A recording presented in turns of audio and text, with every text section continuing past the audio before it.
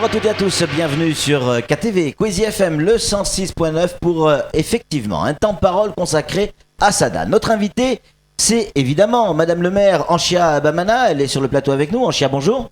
Bonjour Patrick, bonjour à tous les auditeurs de Kwezi. Merci d'être avec nous, d'avoir accepté notre invitation. On a avec nous également en plateau Isiaka Abdillah, qu'on va saluer. Bonjour, bonjour Isiaka. Bonjour Patrick. Un consultant politique de choix tout de même, hein, Anchia. Hein. Tout à fait. Et évidemment, notre scribouillard préféré, à savoir Samuel Bocher. Merci, c'est sympa. Anchia Bamana, plaisanterie à part, il y a des problèmes à Sada actuellement. Alors, il y a des problèmes politiques, mais vos problèmes politiques sont en train d'éteindre sur la population et ça commence à poser un sérieux problème. Est-ce qu'il est encore temps de faire changer les choses ? Bien sûr, je reste très optimiste. Je pense que ce que je vis à Sada actuellement me forge et m'amène tous les jours à réfléchir du pourquoi nous sommes élus. Parce que ce qui m'interroge, c'est de savoir comment on peut s'organiser pour détruire sa population. Moi, une chose qui m'interpelle, c'est qu'on a passé effectivement, je viens d'entendre le communiqué de presse du sénateur Tani, effectivement, on a passé 6 ans dans le chaos avec des élections à répétition. Moi, maintenant, je me dis, et sur ce point, je discute aussi souvent avec l'opposition, la vraie, hein, notamment mon collègue élu Saïd Miro, et j'essaie de leur dire effectivement que ce qui s'est passé pendant 6 ans était très dommageable pour la population de Sada. Nous n'avons pas le droit aujourd'hui, et ce qui se fait, l'expérience vécue malheureuse, doit nous servir de leçon pour l'avenir. Alors j'essaie effectivement de réveiller les consciences pour dire que nous n'avons pas le droit aujourd'hui en tant qu'élus de massacrer cette population. Parce que quand on se permet de rejeter le contrat de ville, un boulot extraordinaire qui a été fait par les agents communaux. Là, vous faites allusion à la délibération de dimanche dernier. Hein. Tout à fait, parce que c'est l'un des points de l'ordre du jour. Quand on se permet de rejeter ce point-là, c'est qu'on a complètement oublié du pourquoi on a été élu.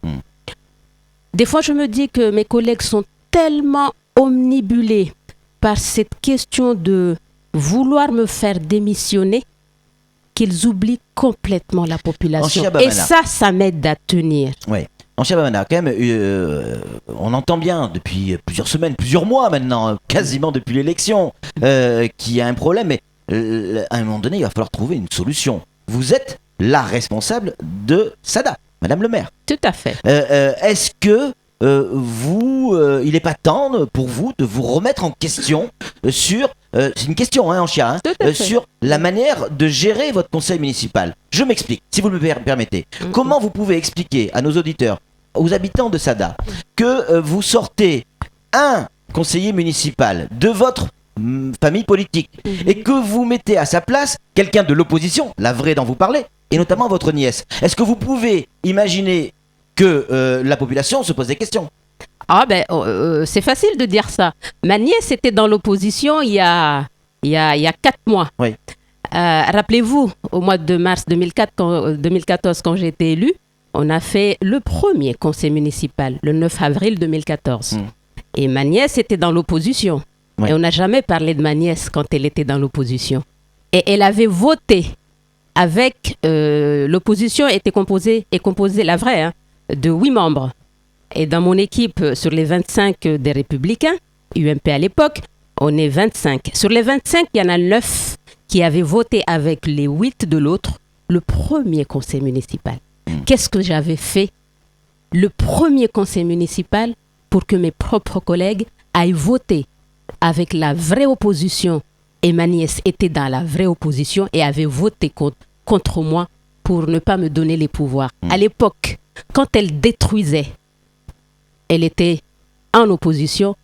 Aujourd'hui qu'elle a pris conscience qu'elle ne peut pas continuer avec ses 3 autres collègues du parti RDCM qui sont joints à moi au mois d'avril 2015 pour ne pas bloquer le budget de la commune de Sada quand on le votait le 13 avril dernier, et tout d'un coup, elle devient ma nièce.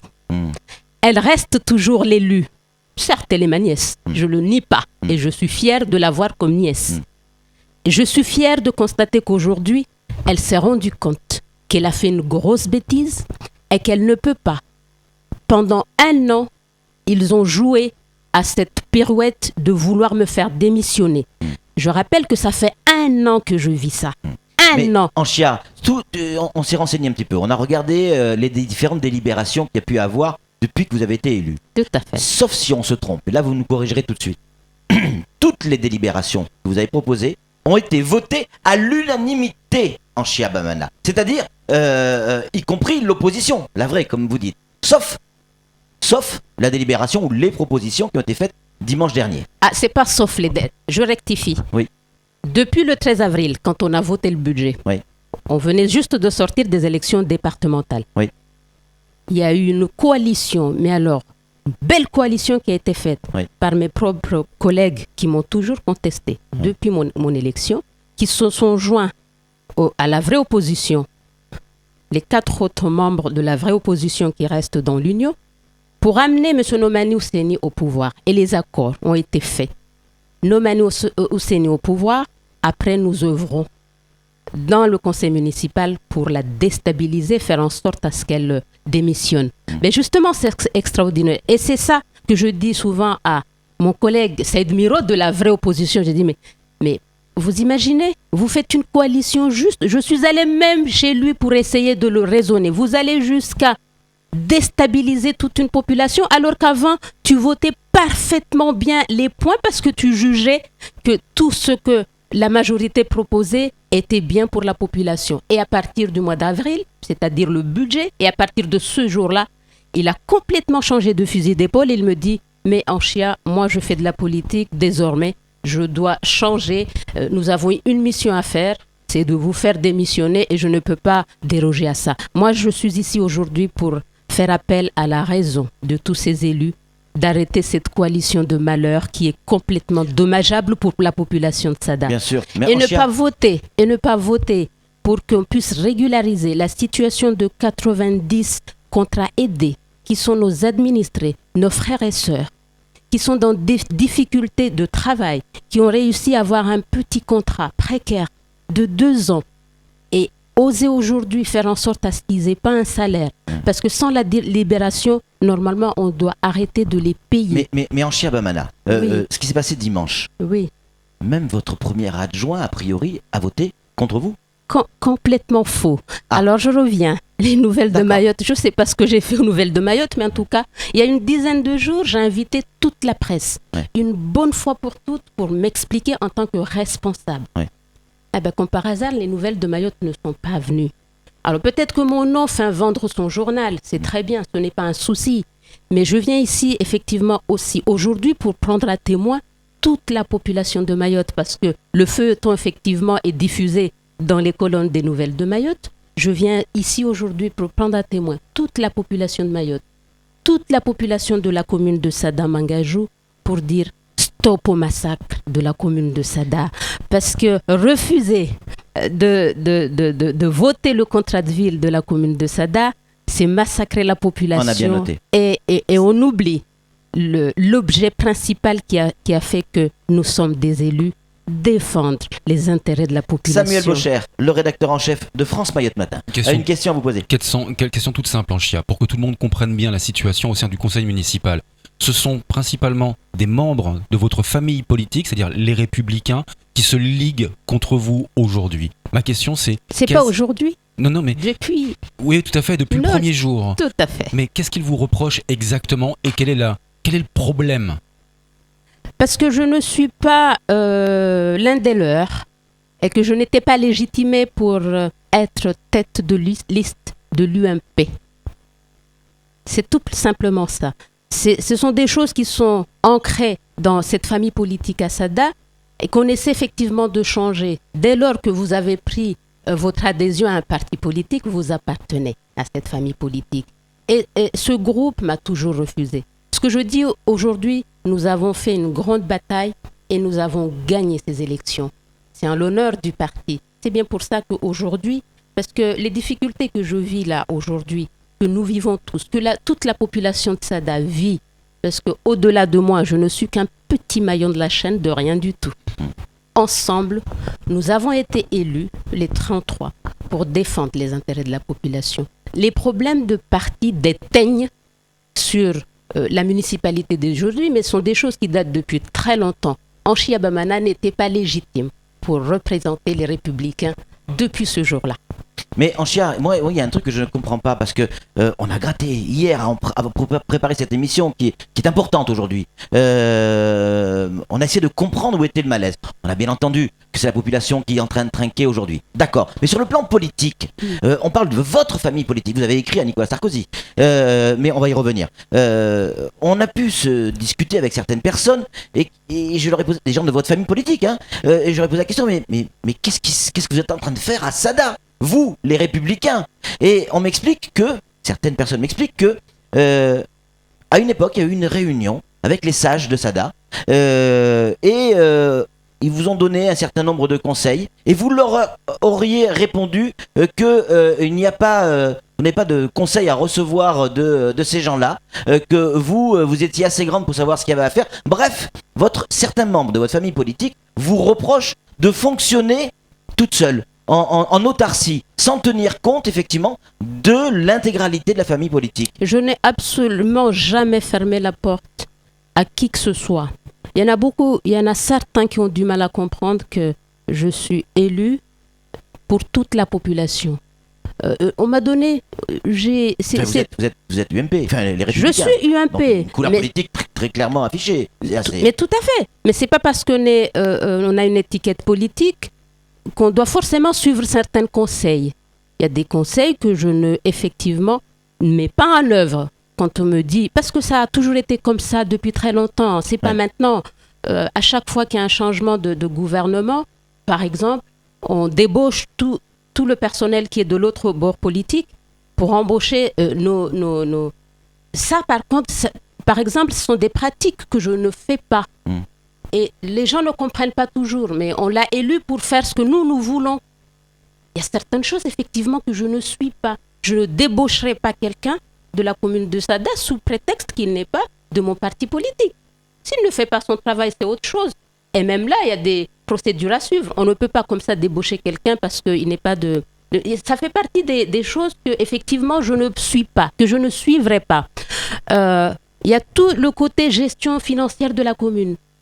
Je gère une commune très déficitaire depuis 5 ans maintenant. Je vous donne un exemple, il y a le budget qui vient de sortir et on avait l'ambition de mettre en place une politique sociale, le centre communal d'action sociale. Eh bien, la Chambre nous dit, vous n'avez pas les moyens de vous payer ce luxe. C'est très difficile. Je ferme les robinets. Les gens ne comprennent pas toujours pourquoi on ne peut pas financer telle chose. Je trie effectivement pour tout ce qui est dépenses financières parce qu'on ne peut pas se payer ce luxe de laisser la commune dans le déficit. Ça nous pose énormément de problèmes pour les projets communaux. Si nous n'avons pas notre part de contribution, nous n'arrivons pas à faire financer nos projets. Nous en avons beaucoup. Et ça, même des fois mes collègues tout proches ne comprennent pas que je puisse refuser certaines... Est-ce que c'est pas votre rôle de mettre un peu d'eau dans le vin, d'essayer d'arranger les choses? Parce qu'en restant figé sur votre position, que vous ayez raison ou tort, ce qui risque de se passer, vous le savez mieux que quiconque. Imaginez 30 secondes que 18 des conseillers municipaux démissionnent. Il faut refaire les élections municipales de Sada. Et ça, c'est l'épée Damoclès qui est au-dessus de la commune de Sada. Vous le savez, ça? Tout à fait. Et le risque, vous êtes prête à le prendre? Je n'étais pas été élue par la population de Sada pour démissionner le lendemain. Ouais. Donc, je les raisonne tous les jours. Ouais. Que ce soit républicain ou union. Et on me reproche aujourd'hui, effectivement, que comment se fait-il que je discute aussi avec les gens de l'union? Parce que je souhaite absolument faire arrêter cette spirale de dire nous avons souffert pendant 6 ans, nous continuons notre coalition pour descendre aux enfers cette commune. Je me bats contre cette idée. Donc, si quelqu'un prend la responsabilité, sa responsabilité de démissionner, mais chacun a ses responsabilités. Mais moi, je n'étais pas été élu pour démissionner le lendemain. Quand vous dites qu'une Bamana, ça ne démissionne pas, vous n'avez pas le sentiment de provoquer? chacun interprétera comme il veut. Si vous êtes pro-Anchia, vous l'interpréterez positivement. Si vous êtes anti-Anchia, vous l'interpréterez négativement. En tout cas, de toute façon, on ne peut pas... la réconciliation entre l'UMP et l'UNFCS, pardon, c'est depuis le premier jour que vous la prônez. Hein. Ça, c'est indéniable. Hein. Personne ne pourra vous dire le contraire, en tout cas. J'essaie de faire passer l'idée qu'au-delà de ma personne, qu'on arrête d'être omnibulé par ma personne, ce n'est pas l'important. Qu'on obtienne ma démission ou pas, ce n'est pas l'important. L'important, c'est qu'on puisse prendre conscience de dire que cette coalition qui s'est mise en place depuis au mois de mars, les élections départementales dernières, n'apportera rien à la population. Si l'objectif, c'est de faire démissionner Anchia Bamana, j'estime qu'il y a nécessité, et c'est ce que j'essaie de faire en matière de communication, au niveau de toute la population, de dire que c'est l'intérêt de la population qui compte. C'est pas Anchia Bamana. Je peux partir. Et si je pars, qui dit que les Républicains auront les élections si les élections reviennent?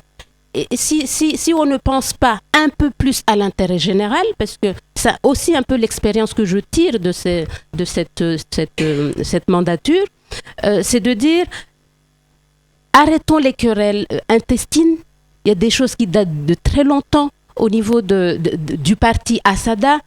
Si on pensait un peu plus à la population, qu'on soit républicain ou pas républicain, l'intérêt général doit primer dans tout ça. Merci beaucoup Anchia Bamana d'être venu sur ce plateau. On a bien entendu votre appel à la raison du côté de Sada, un appel également au rassemblement. Merci également à Essiaka d'être intervenu sur cette petite émission débat. C'est tout pour ce temps de parole. Tout de suite, la suite de nos programmes.